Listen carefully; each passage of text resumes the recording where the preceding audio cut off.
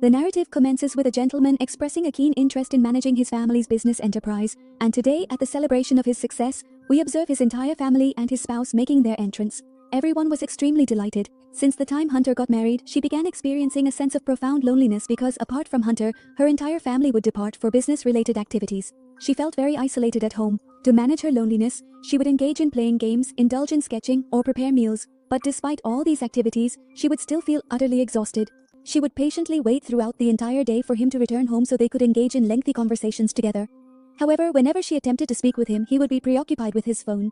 She never received the attention she truly desired. Days continued to pass in this manner, and eventually she discovered she was expecting a child. She felt extremely joyful upon hearing this and eagerly shared the news with him. He was delighted and organized a family dinner where they would announce this significant news to their parents. Everyone was exceedingly happy to hear the wonderful news.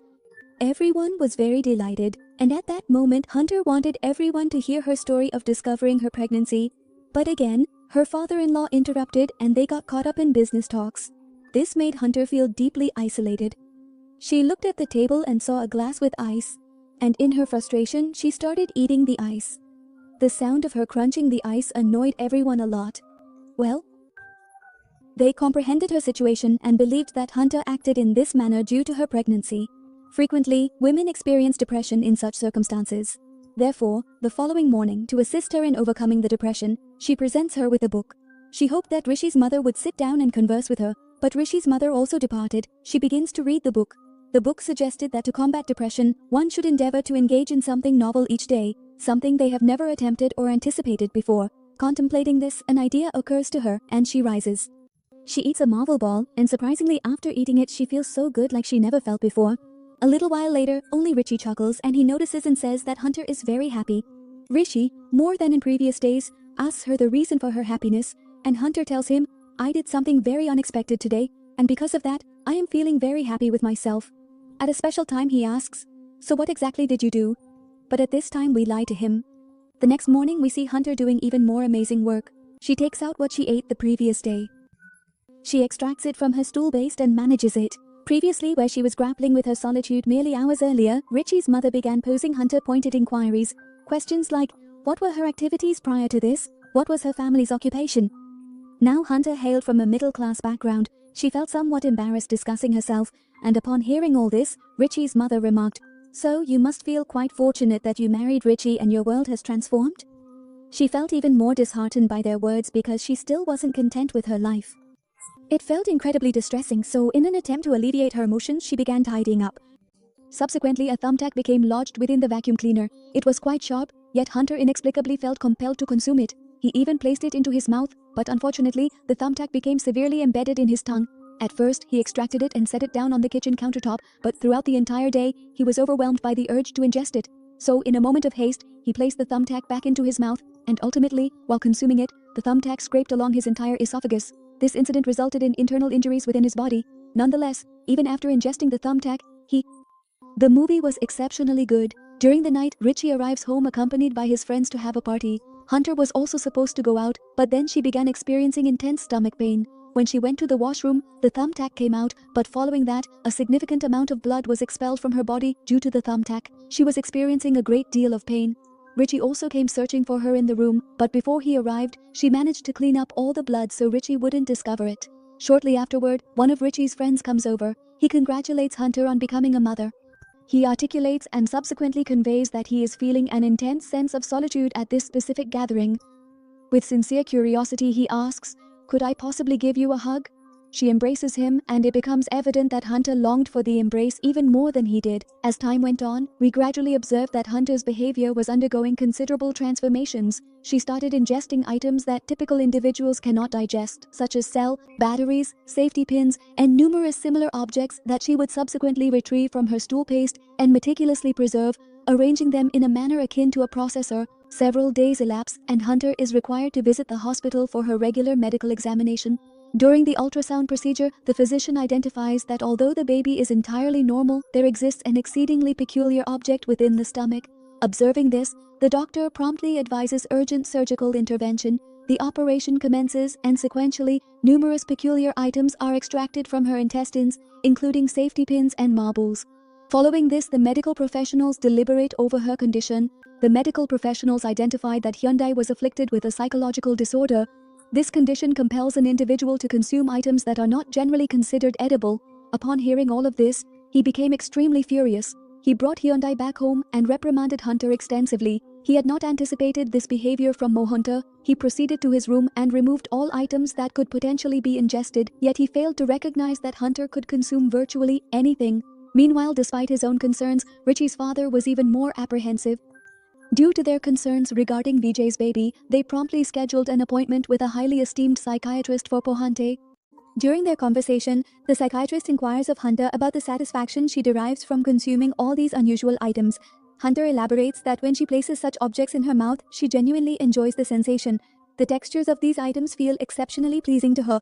At this juncture, the psychiatrist comes to the realization that Hunter has not ceased consuming these items and subsequently informs Richie of this fact. Consequently, Richie decides to employ a bodyguard for Hunter who would accompany her around the clock to monitor her closely. To ensure that Hunter refrains from consuming anything unsuitable, the presence of the bodyguard exacerbates her frustration. She becomes increasingly angry, and it becomes evident that even the guide disapproves of all these actions. He appears unusually upset and distant from Hunter due to his own contemplations. He ponders why, despite residing in such a large and well-equipped house, Hunter suffers from a mental illness. Is it not possible for her to find happiness even in such a grand residence? Regardless, the bodyguard was vigilantly monitoring Hunter in every possible manner, yet she still managed to seclude herself in the bathroom, engaging in one activity or another. She would refrain from consuming anything she shouldn't eat. A few days later, her birthday was approaching. Hunter organized an exceptionally grand celebration for the occasion, and she was joyfully interacting with everyone present. Although she typically didn't enjoy socializing with people, something more was fulfilled for her today.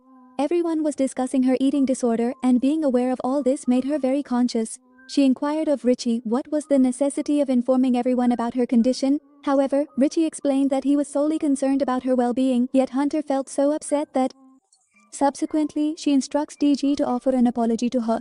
The following day dawns and the therapist makes another visit. Hunter felt exceptionally well conversing with the therapist today because she simply desired to engage in conversation. Once the therapist departs, she proceeds to the garden and begins tending to the plants. Even though, at that moment, her heart urges her to gather and consume all the soil, she exercises self-control.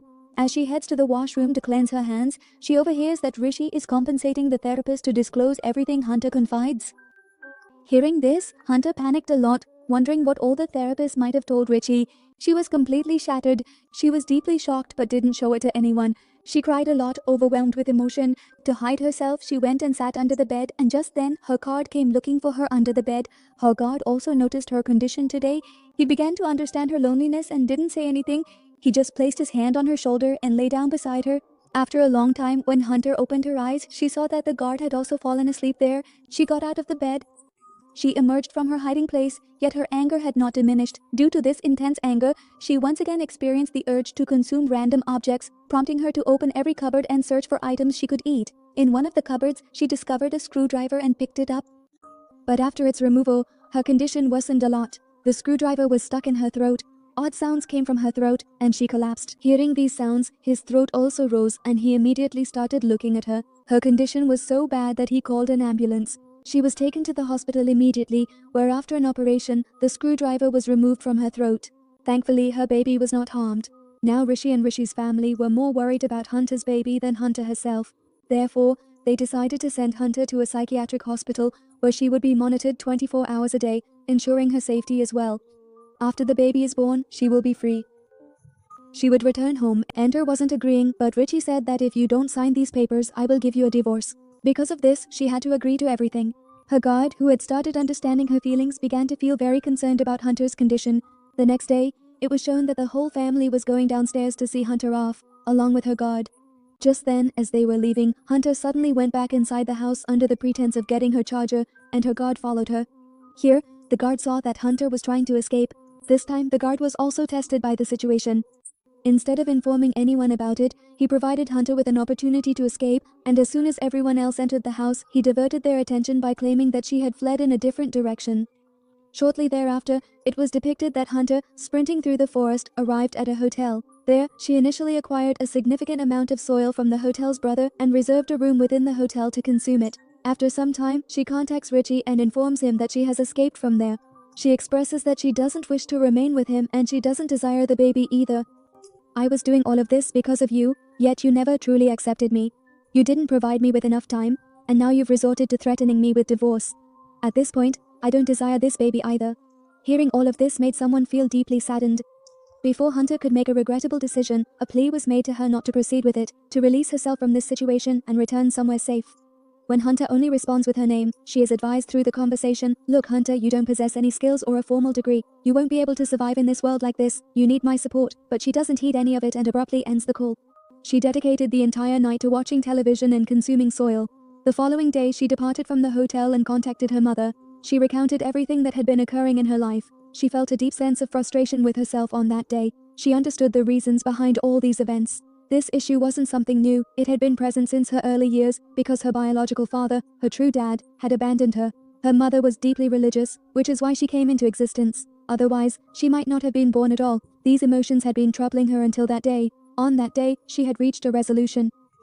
She was determined to meet her real dad. Forcing her mom to give her his address, she made her way to his house. Upon her arrival, she observed that a birthday celebration was underway. It was the birthday festivity for her stepfather's son. They did not inquire anything of Hunter, assuming she was merely the mother of one of their son's companions. However, she declared, "I'm not merely a guest here, I am your daughter." Upon hearing this, he discreetly pulled her aside and inquired about the reason for her visit. At this point, Hunter redirected the question to him, questioning why he had abandoned her, and if he intended to leave, why did he remain with her mother? He doesn't elaborate much. "Indeed, I acknowledge it was my mistake," he admits. "I should not have engaged in all these actions, but when I did, I perceived myself as extremely powerful, and under the influence of that perceived power, I committed grave wrongs against your mother. However, after spending 7 years incarcerated for this crime, I came to understand the distinction between right and wrong." During this discussion, both individuals become quite emotional. Overwhelmed with shame for his actions, he remains silent and departs. Now, her mother had also declined to allow her to stay with her, and she had already vacated Rachel's residence. She now needed to progress in her life, move forward. As she desired, she visited a medical professional and obtained an abortion pill, then proceeded to a public restroom to undergo her abortion. She understood she was making the correct decision. She wasn't prepared to assume responsibility yet, so she couldn't destroy a child's life like hers.